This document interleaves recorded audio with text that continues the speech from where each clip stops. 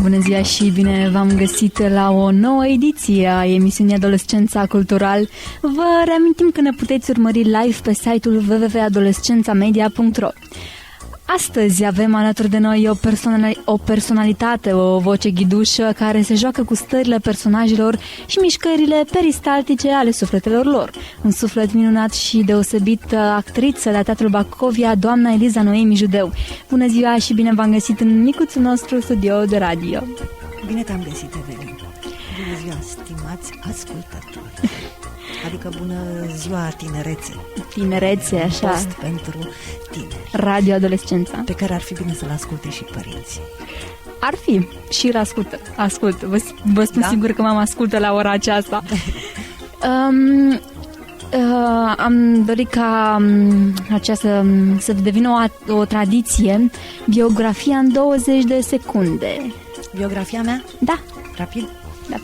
Judeu Eliza Noemi, născută la 27 iulie 1977, Cluj-Napoca, crescută în Constanța, licențiată la București și adusă în Bacău și de 15 ani sunt angajată a Teatrului Municipal Bacovia, căsătorită, 2 copii, Călin și Călina. Cluj. Cum de-ați lăsat un oraș așa mare și frumos pentru Bacău, un oraș mic și fără suflet în teatru? Și un teatru fără suflet. Te contrazic. Omul schimbă locul, omul face totul. Deci nu, eu n-am lăsat Cluj, eu n-am lăsat nimic în urma mea.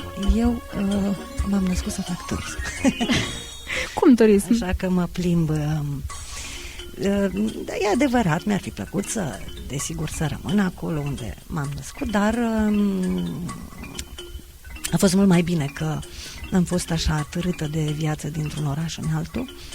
Am cunoscut oameni, am cunoscut mentalități, am cunoscut o grămadă de chestii care mă ajută acum în profesie. Și cineva a făcut să veniți la Bacău? Directorul teatrului avea nevoie de o debutantă în 1999. Veni la București, m-a găsit, m-a văzut repetând într-un spectacol și mi-a propus și am acceptat. Cum este teatrul la Bacău? Cum este publicul, atmosfera? Venind de pe alte meleaguri aici, nu pot decât să mă bucur, în primul rând, pentru că de la început mi s-a făcut o primire caldă, inclusiv de către colegii din teatru, inclusiv de către publicul care a luat cunoștință de prezența mea pe scenă.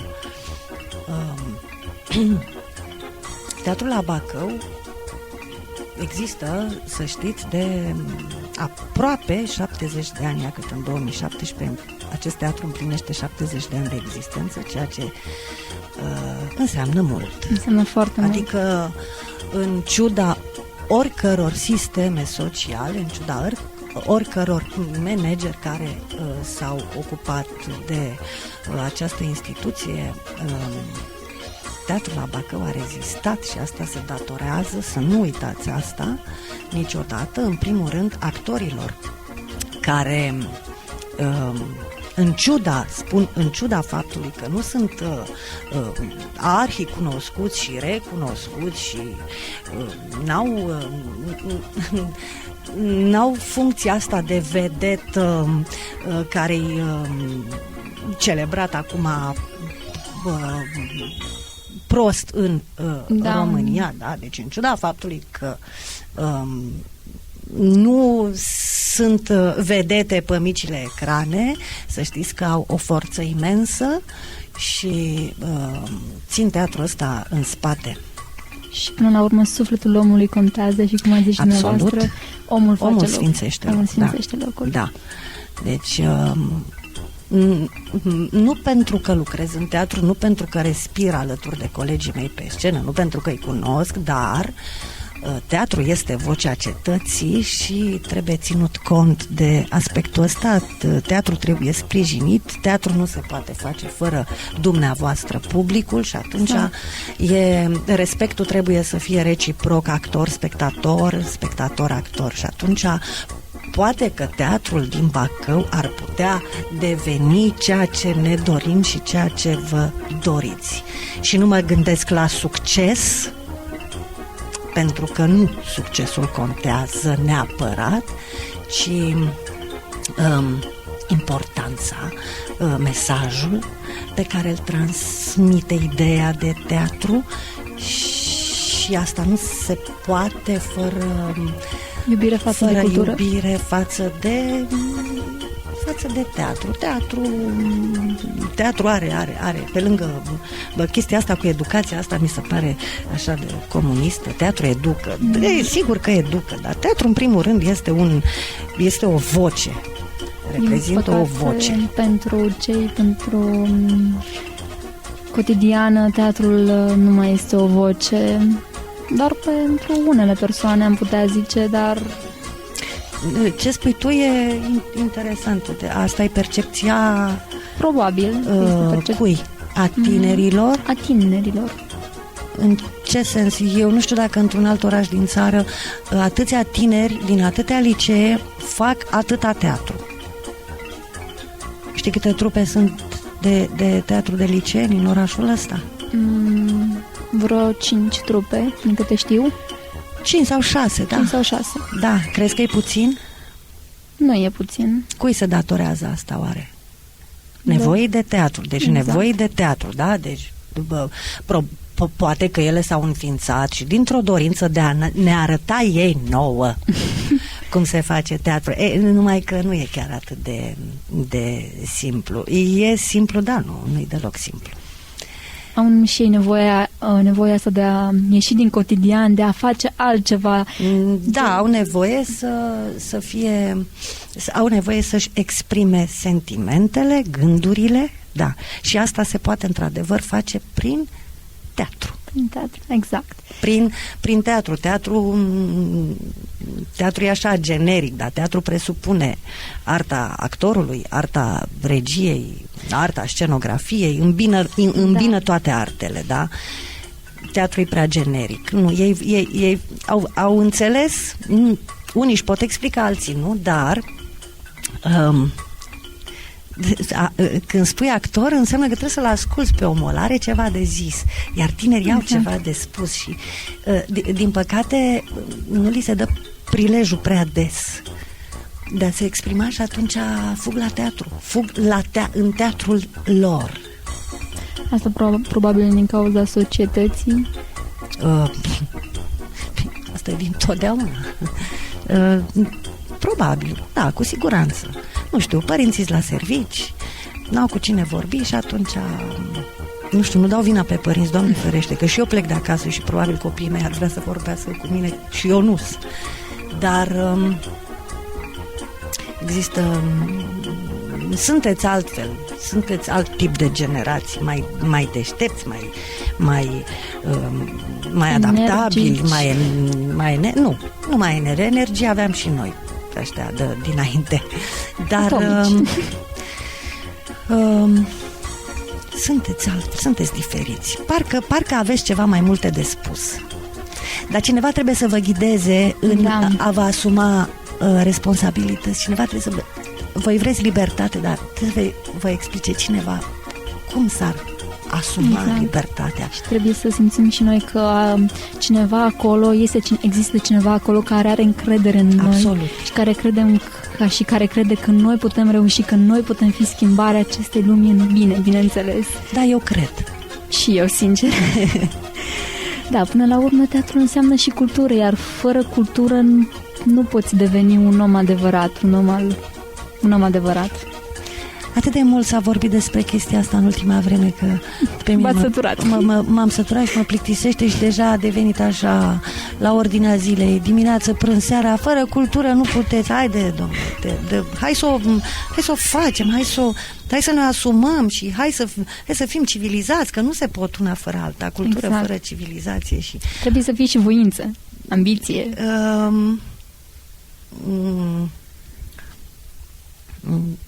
Trebuie să depășești ignoranța.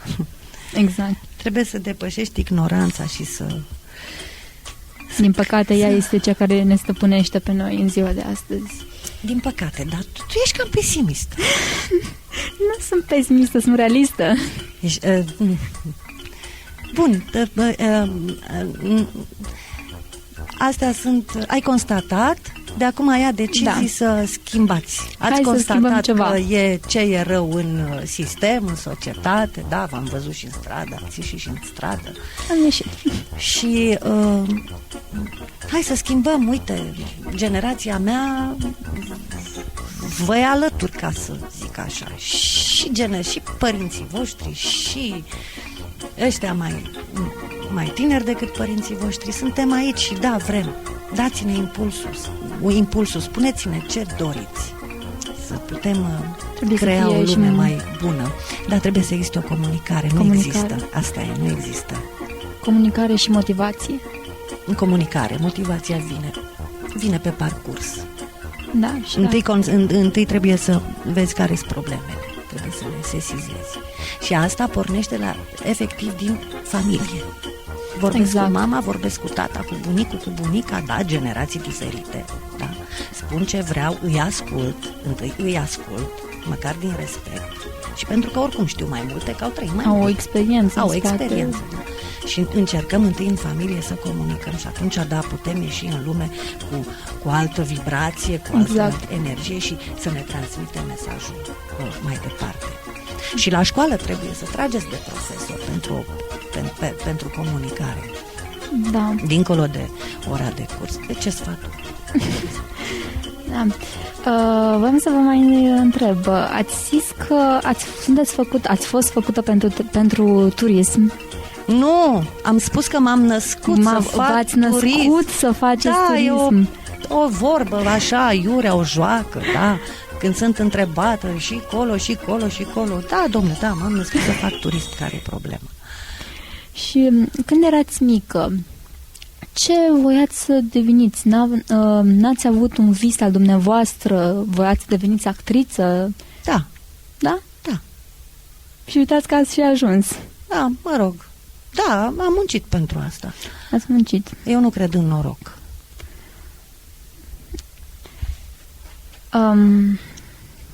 Ce părere aveți despre generația tânără a teatrului? Te referi la colegii mei mai tineri sau la cei care acum au intrat sau cei care acum au terminat? La cei care acum au intrat. Care acum au intrat? Au intrat. Ce să cred? Că sunt minunați. Sunt minunați în primul rând pentru că au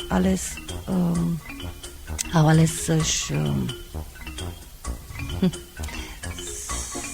să facă din viață așa o scenă, dar să se joace. Au ales să se joace. Au ales să se joace, dar e bine. E bine, și e frumos, joacă e frumoasă. Sunt încântată de ei, pentru că unii dintre ei mi-au trecut prin mână și eu am văzut determinație, am văzut niște personalități puternice. În teatru e nevoie de personalități puternice. Dacă vrei să te asculte lumea, trebuie să ai ceva un pic mai mult decât au alții. Adică curaj. Dar nu tupeu, curaj. Curaj, și asta îi sfătuiți și pe tinerii care vor să dea la teatru. Păi, în primul rând trebuie să crezi în tine, nu trebuie să știi cine ești, pentru că nu știi niciodată. Eu nu știu cine sunt încă. Poate o să aflu când mor, nu știu. Dar azi cred în asta și vreau să fac asta și o fac. Și pun mâna pe treabă și o fac. Nu lăsa pe mâine ce poți face astăzi. Mă rog, nu, spuneam adineauri, nu cred în noroc, deci nu așteptați șansa, norocul. Astea sunt, după părerea mea, zvrăjeli. Trebuie să faci cu mâna ta ceea ce vrei să realizezi. Trebuie să începi să lucrezi pentru tine. Exact. Pe dumneavoastră v-a susținut cineva calea teatrului? În primul rând mama și tata, care au crezut în mine, apoi actrița care m-a pregătit, apoi profesorii, apoi colegii, apoi regizorii și m-au sprijinit. Părinții un sprijin moral, după ce am ieșit din școala de teatru, un sprijin profesional. Care este personajul preferat jucat de dumneavoastră și cu ce personaj credeți că v-ați putea asemăna dintre cele jucate de dumneavoastră?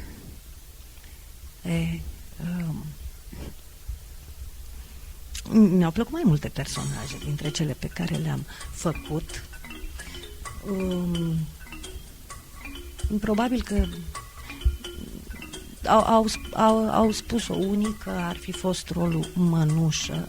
Există această sintagmă de rolul Mănușă, adică i s-a potrivit parcă, adică era chiar ea, era chiar nu, am muncit la rolul ăla foarte mult. Da, mi s-a potrivit din niște puncte de vedere. E vorba despre domnișoara Iulia a lui Strindberg. Ce credeți că vă definește pe dumneavoastră ca om? Naivitatea. Naivitatea, de ce? Pentru că iau de bună tot ce se spune. Mă rog, am început să mă mai trezesc, dar asta e din cauza copiilor. Dar oricum sunt... Înseamnă că sunteți o persoană cu un suflet bun. Sper. În principiu, cred că da. Nu știu, nu pot să spun eu asta. Asta nu pot să spun eu. Pot să spun că sunt disciplinată, severă cu copiii mei, din păcate, nu știu ce am. Cu alți copii mă comport foarte frumos, cu copiii altora, cu ai mei sunt foarte severă. Dacă poți întrevedea printre aceste în ghilimele calități, dură, disciplină, armată, dacă poți întrevedea bunătatea, voi fi și bună, nu știu.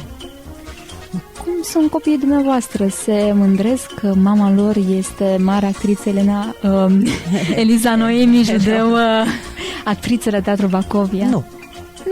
Nu, copiii mei n-au nicio legătură cu asta, nu ei m-au făcut actriță, nu ei trebuie să fie mândri, ei trebuie să-și vadă de viața lor, să fie la rândul lor niște personalități puternice și libere de mama lor. Și i-ați îndruma și pe ei, i-ați susține dacă și-ar dori să urmeze această cale a teatrului? Da, sigur. De ce nu? Dacă mi-ar cere ajutor. Cum apreciați festivalurile de teatru? Spre exemplu, Theaters, cu care a fost în această vară, s-a desfășurat în august la Bacău.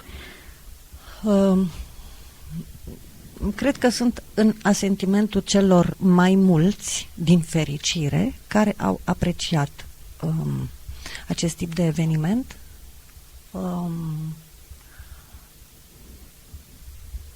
Deci foarte bine, am apreciat inițiativa, evenimentul în sine, e binevenit. E binevenit. Și s-a depus și muncă foarte multă, foarte mare pentru... Acum, fără muncă nu prea văd eu ce s-ar putea realiza. Adică, acum, hai să glorificăm că, vai, cât au muncit. Păi s-a muncit, că altfel nu ieșea, nu? Firesc. Uite, vezi, ăsta e un concept cu care România mai are de luptat. Vai, dar cât e de muncit. Păi da, altfel nu iese. Exact. Altfel nu iese.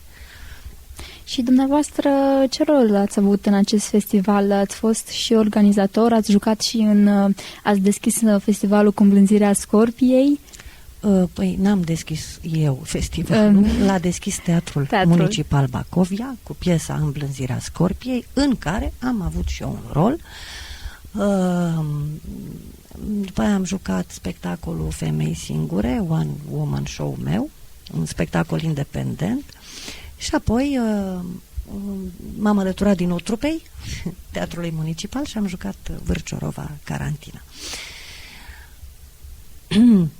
În organizare, da, am avut grijă de trupa din Belgia, cea din ultimele 2 zile, care a zburat pe sus și m-am bucurat, zic, uite, domnule, zburătorii ai mei. A fost foarte frumos. Adică, Magic. vezi că și trupele astea așa au ales. Da. A fost așa o... Da, mie îmi place să zbor. Și atunci au fost bineveniți pe mâna mea. Tuturor bănuiesc că ne place. Da, ăștia au fost ai mei, nu știu dacă înțelegi.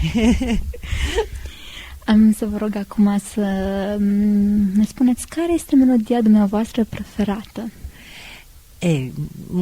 Eu în general nu pot trăi fără muzică, dar dacă mă întrebi acum la ora asta, pentru că se apropie seara, uite, Because the Night al lui Patti Smith. Because the Night al lui Patti Smith, ascultăm acum.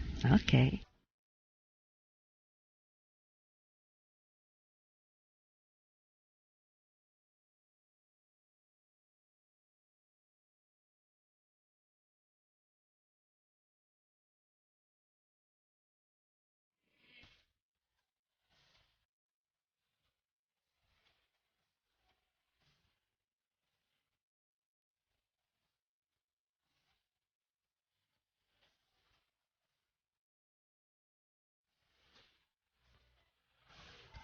Tare frumoasă melodie, aveți gusturi foarte frumoase. Nu le-ai aflat pe toate. Ce vreau să vă mai întreb? Ați lăsat Teatrul Băcăuan pentru cel clujan, constanțean sau bucureștean? Pentru o colaborare, da. Pentru totdeauna, nu încă. Nu încă. De ce nu încă? Pentru că este, nu știu, sunt tributară acestui public și vreau să mai fac câte ceva pentru el. Și vă spun sincer că acest public are nevoie de dumneavoastră. În primul rând de talentul dumneavoastră, în al doilea rând de sufletul bun pe care îl aveți și pe care vi l-am cunoscut în tot acest timp. Mulțumesc frumos! Mă bucur că spui asta. Da, vezi? Gând la gând cu bucurie. Voi mă vreți și eu vă vreau.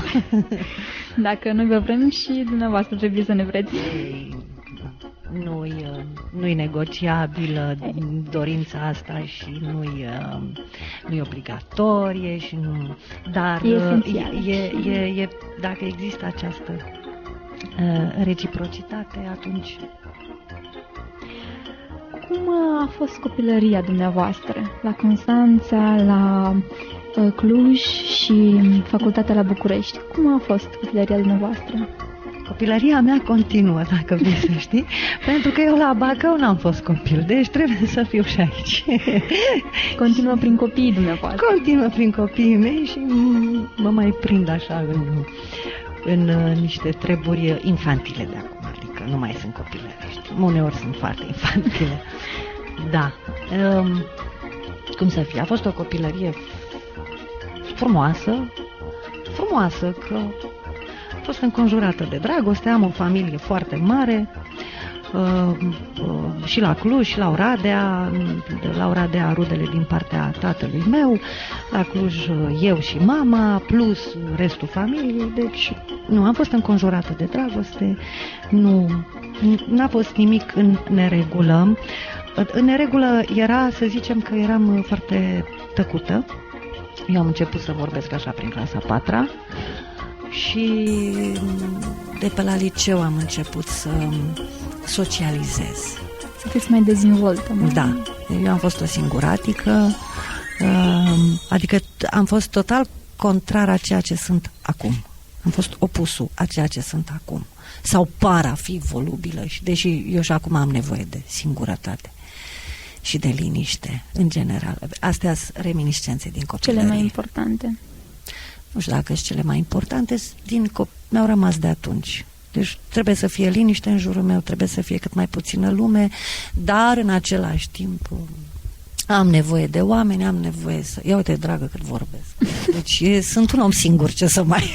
Sunteți alături de noi în acest moment, deci okay. Nu sunteți singure. Da. Lăsând la o parte tehnologia și alte facilități ai acestei... a acestor zile, Credeți că v-ați putea asemăna cumva copilăria dumneavoastră cu a copiilor dumneavoastră?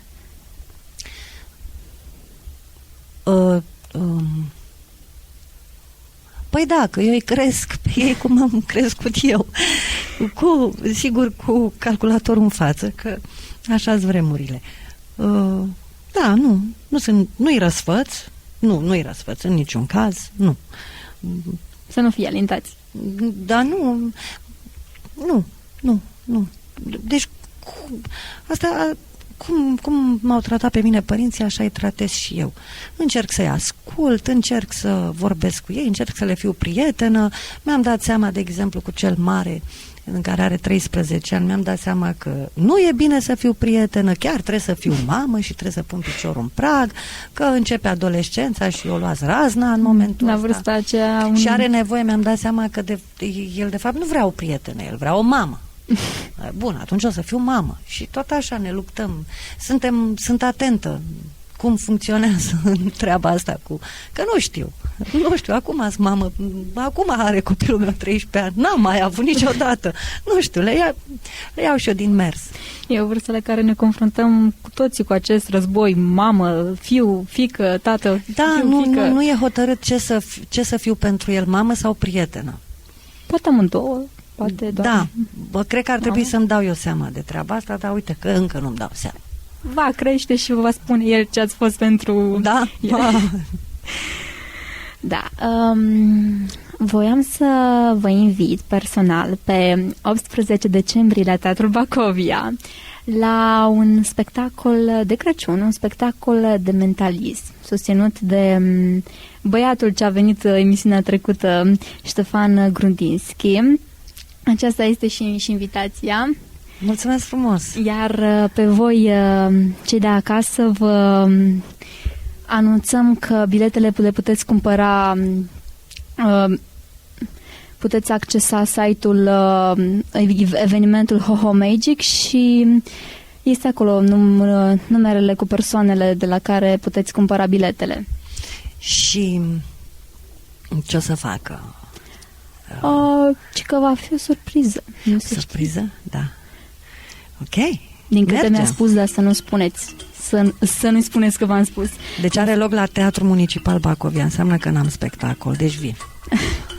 Vă așteptăm cu tot dragul. Da, mulțumesc frumos. E un băiat tare talentat și chiar merită susținerea noastră și poate cu ajutorul lui și a celor care vor să facă ceva, poate până la urmă se va schimba ceva. Adică de ce nu?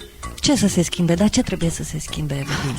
Nu știu, să fie mai bine, mai frumos. Ce înseamnă mai bine, mai frumos? Afară e frumos, soarele încă e pe cer. Momentan sunt nori din câte... Frunzele încă sunt în copaci, primăvara cresc, florile. Ce anume trebuie să se schimbe? Că nu înțeleg. O lume mai bună, mai iubitoare. Oamenii. Oamenii.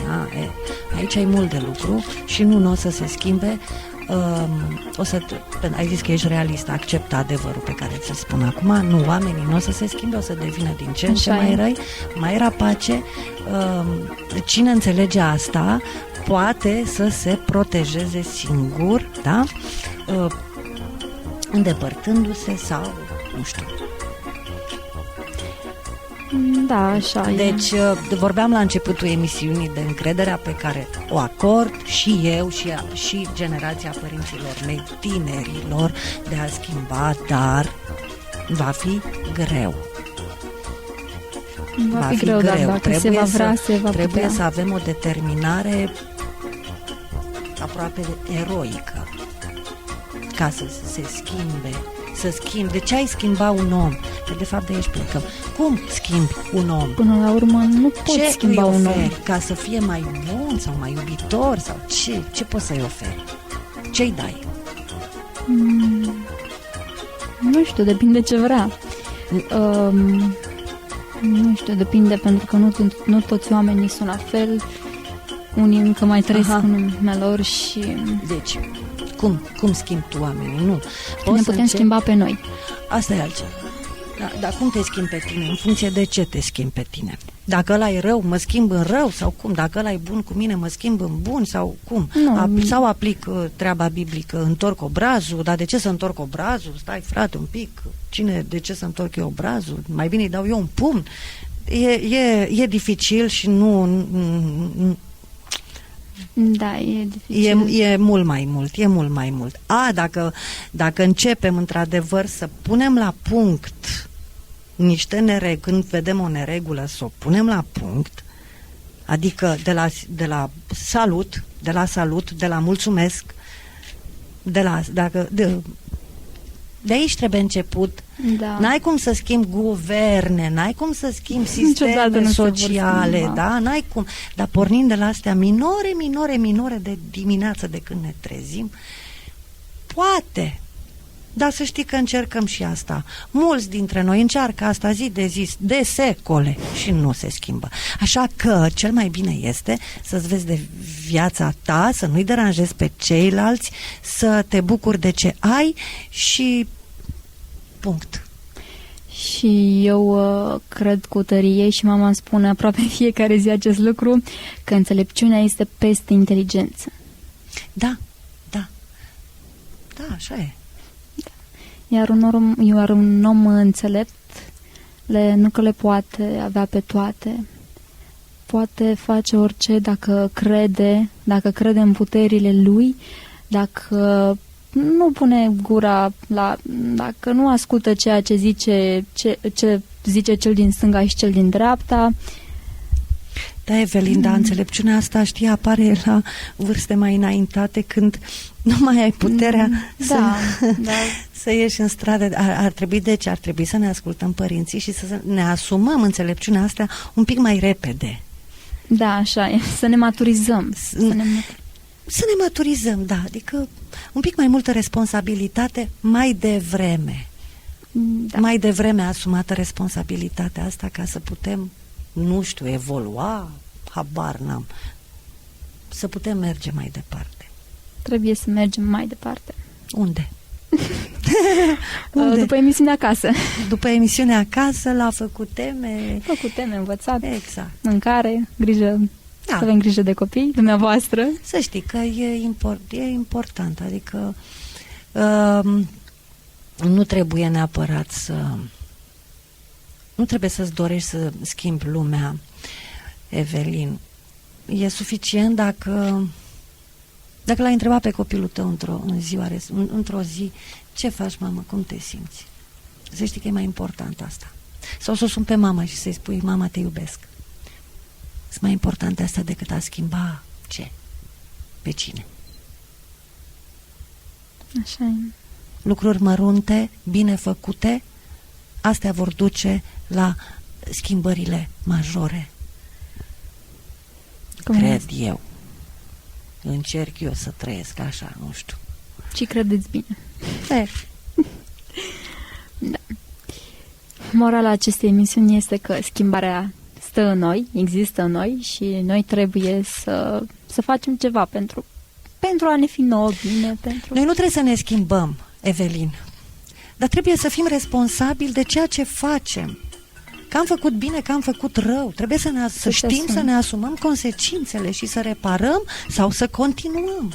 N-avem ce schimba, pentru că eu nu stau acum să mă schimb pe mine. Ce-s eu? Haină să mă schimb, așa? Adică, cum să spun, asta sunt. Așa m-a lăsat Dumnezeu, așa te-a lăsat Dumnezeu. Te-a lăsat mai rea sau mai bună? N-am cum să mă schimb. N-am cum să mă schimb. Ar însemna să nu mai fiu eu. Nu trebuie să ne schimbăm, dar trebuie să ne asumăm un pic mai mult.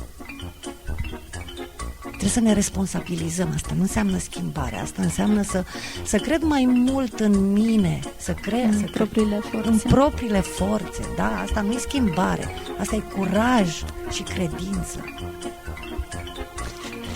Aveți mare dreptate.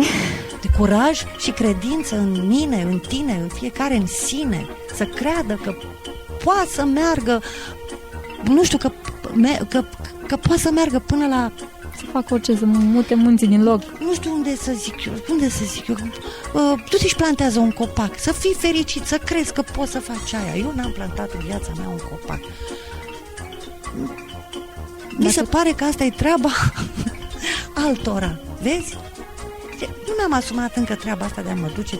Mă uit așa în parcul Cancicop, dați mulți copaci, ce să mai plantez și eu? Vezi? Și aș putea să mă duc să plantez un copac. Mi-e frică.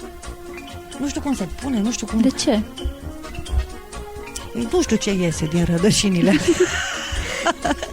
Glumesc.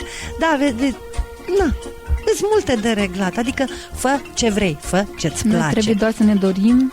Exact, trebuie să treci la să credem acțiune. Că noi putem face acel lucru. Exact. Pentru că orice e posibil, nimic nu există imposibilul. Nu există. Nu. Iar cu credință poți trece peste orice. Absolut. Și cu iubire. Și cu iubire. Că dacă pornești cu ură, n-ajungi nicăieri. Dacă pornești să te răzbuni, iară n-ajungi nicăieri. Deci cu un dram de iubire acolo. Iubirea este una dintre cele mai importante lucruri, cel puțin pentru mine. Acum. Nu e, fiecare descoperă până la urmă că ăsta e cel mai important lucru, adică în fond gândește-te, da, suntem făcuți după chipul și asemănarea Lui, nu? Deci Dumnezeu e în noi, deci suntem creatori, deci hai să creăm lumea. Dumnezeu este iubirea. Cu responsabilitate, numai că nouă ne e frică. Nu ne e frică să ne De ce ne este frică? Nu trebuie să ne fie frică. Pentru că așteptăm să facă altcineva. Doamne, fă Tu o minune, dar fă-o Tu. Fă-o Tu, omule, fă-o Tu. Că de asta te-a dat Dumnezeu pe pământ să faci. Fă Tu, da, dar nu că te-a dat pe pământ. Te-a mai făcut și după chipul și asemănarea Lui. Adică ți-a dat toate aturile. Tu trebuie doar să le folosești. Exact. Ca să-ți fie viața mai ușoară și mai frumoasă. Trebuie să fii atent un pic, că suntem mai mult decât plătitori de întreținere și de taxe și de impozite pentru Dumnezeu, nu? Noi am fost în rai. Noi locuiam în rai, nu? Noi eram prieteni cu șerpii, cu elefanții, cu maimuțele, nu? Adică să ne întoarcem un pic la ce suntem de fapt. Suntem ființe umane create de Dumnezeu, suntem creatori la rândul nostru, iar noi nu facem decât să distrugem pentru că ne-am împotmolit în sistemele sociale. Plătim întreținere, plătim rata la bancă și suntem înnebuniți că nu avem bani sau că avem bani și uităm cine suntem. Și uităm câtă forță avem, da? Forță de aia benefică. Da? Le uităm pe astea. Înnebuniți de taxele locale și de lucrurile materiale. În loc să-ți bucuri sufletul, stai și îți bucuri trupul sau... Adică eu nu cred că Dumnezeu asta și-a propus cu noi. Dumnezeu cred că și-a dorit să fim creatorii unei alte lume, adică a fost așa ceva, a dat un zvâc și ia să văd ce se creează și vai, dă mama noastră ce am creat pe aici, numai războaie și numai nenorociri. Asta a făcut rasa umană, nu? Și asta facem în continuare. Dar încă mai sperăm. Bine, să sperăm. Sperăm. Eu vă mulțumesc din suflet pentru că ați dorit să veniți astăzi să fiți alături de mine, de noi. Sunteți o persoană minunată și vă respect și aveți toată aprecierea mea și vorbiți foarte frumos. Da, Evelin, mulțumesc frumos, respectul este reciproc, fără voi tinerii, fără tine care ai mai invitat aici, eu nu mi-aș vedea rostul. Din acest moment publicul este rostul meu și atunci eu îți mulțumesc. Și noi vă mulțumim. Noi ne reauzim peste 2 săptămâni, tot miercuri, cu un alt invitat surpriză. O seară bună! Seară frumoasă!